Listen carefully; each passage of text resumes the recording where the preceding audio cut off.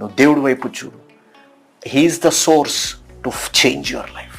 నీ జీవితాన్ని మార్చే మూలము ఆయన దగ్గరే ఉంది. ఆయన వైపు నువ్వు చూడు.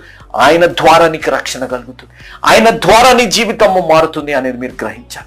ఈ వీడియోని చూడండి ఒకసారి. LGBTQ అని అంటారు. అంటే మగవారిని ఇష్టపడేవారు, ఆడవారిని ఇష్టపడేవారు, లేకపోతే మగవారు ఆడవారు మగవారిగా అయిన వారు ఇలా అంటారు. ఇతను మీరు గమనిస్తే ఆడవ్యక్తి మగవాడిగా మారినవాడు. ఈయన ఆడవ్యక్తి మగవాడిగా మారడానికి అన్ని సర్జరీలు చేపించుకున్నాడు.